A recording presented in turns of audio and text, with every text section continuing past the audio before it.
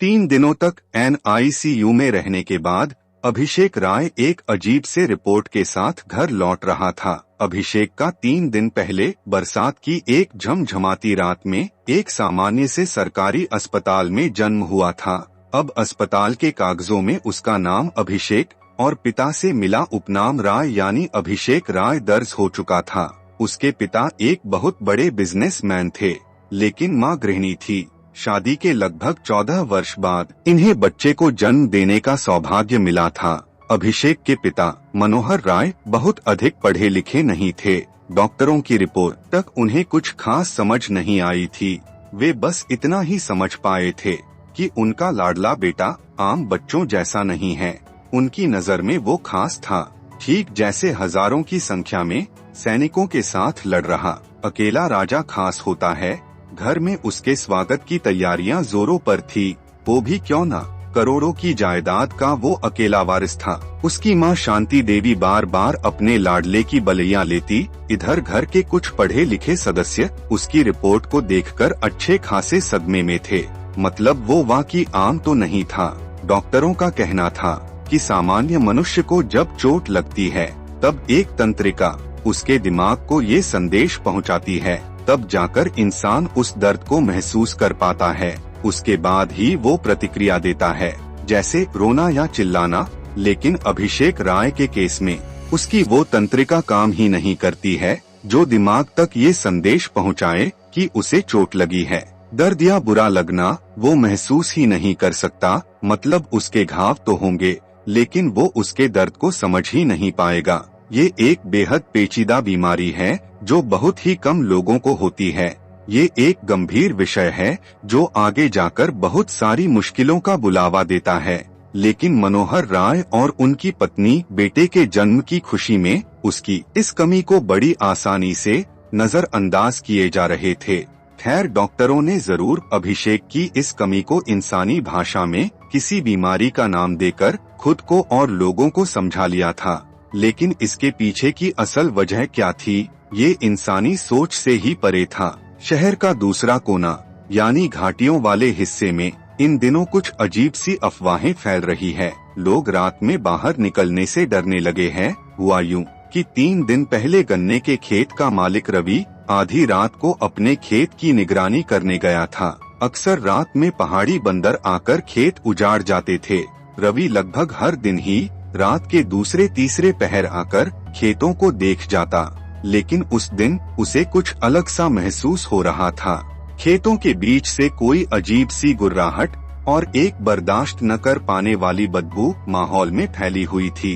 रवि हिम्मत करके आगे बढ़ा और वो चीज उसे दिखी। रवि ने जैसे ही उस पर टॉर्च मारी, उसके जिस्म के सारे रोंगटे खड़े हो गए। वो आखिर क्या था? बिल्कुल काला, जिसकी काली आँखें किसी बंदर की तरह शरीर की बनावट, लेकिन बिल्कुल अलग। शरीर का एक हिस्सा किसी पानी के जंतु की तरह तो दूसरा हिस्सा खुरदरे बालों से भरा, मुंह से टपकता एक घिनौने लार जैसा कोई तरल पदार्थ। वो रोता तो उसकी आवाज जैसे कान के भीतर से सुइयां गुजरने लगती। कितना अजीब था ये। ऐसा कोई जानवर तो उसने आज तक नहीं देखा। वो वहाँ से भागने ही वाला था, तब उसे एक गहरी और भारी आवाज सुनाई पड़ी, मेरी मदद करो, मैं बेहिसाब दर्द में हूँ। रवि को यकीन नहीं हुआ, ये जानवर बोल भी सकता है। लेकिन डर और आश्चर्य ने उसे कुछ सोचने समझने का वक्त नहीं दिया। वो वहीं गन्ने के खेतों में लाठी फेंककर घर की तरफ दौड़ पड़ा। लेकिन इससे पहले कि वो 10 कदम भी दौड़ पाया, कोई चीज बहुत तेजी से उसके नजदीक से सरकते हुए रवि के आगे ही खड़ा हो गया। अब रवि समझ गया था, ये वही बला है जिसे अभी अभी वो पीछे छोड़कर यहाँ से भागना चाह रहा था। उसकी काली आंखों में अंधेरे में भी एक चमक थी और बदबू तो लगता जैसे पेट के सारे अनाज ही बाहर निकाल देगा। हड़बड़ाहट में रवि गन्ने के घने खेतों में ही जा घुसा और दौड़ने लगा। लेकिन तभी कोई उसके पीछे से उसके पीठ पर झपट गया और पूरे शरीर से फिसलते हुए उसके पैरों से लटक गया। थोड़ी ही देर में रवि दौड़ते दौड़ते अचानक गिर गया, क्योंकि उस अजीब से जानवर ने रवि के पैरों में अपने दांत गड़ा दिए थे। रवि कुछ देर तक दर्द से बिलखता रहा और फिर खौफ और आतंक के मारे वो वहीं बेहोश होकर पड़ा।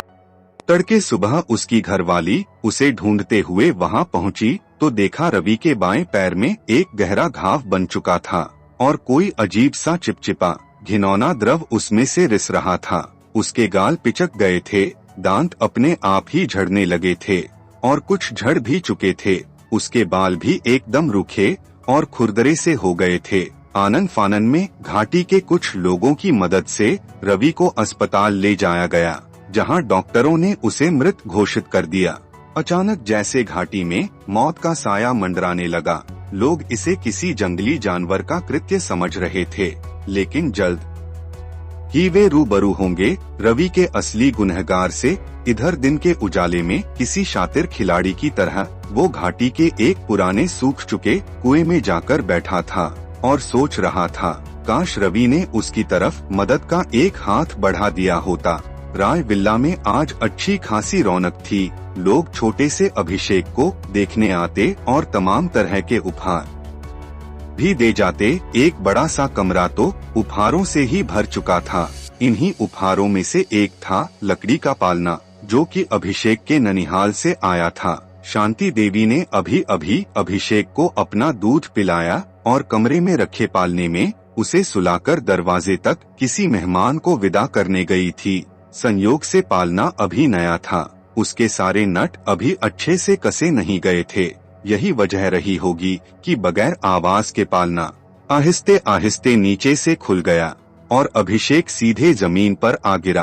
पालने से ही खुली एक मध्यम आकार की कील नन्हे अभिषेक के आंखों से जा टकराई और आंखों के किनारे से खून बहने लगा। शांति देवी जब कमरे में लौटी तो अभिषेक को और टूटे पालने को देखकर घबराहट में चीखने लगी। उसके हाथ पांव कांपने लगे, लेकिन मासूम सा अभिषेक तो पालने में लगे छोटे झुनझुने को देखकर बड़े प्यार से मुस्कुरा रहा था।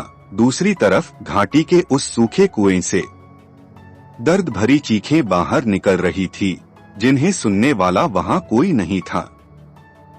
दोस्तों, अगर आपको यह नोवेल पसंद आ रहा है तो आगे के सभी भाग सुनने के लिए चैनल को सब्सक्राइब करें, वीडियो को लाइक करें, शेयर करें और बेल आइकन को ऑल पे सेलेक्ट करना ना भूलें। धन्यवाद।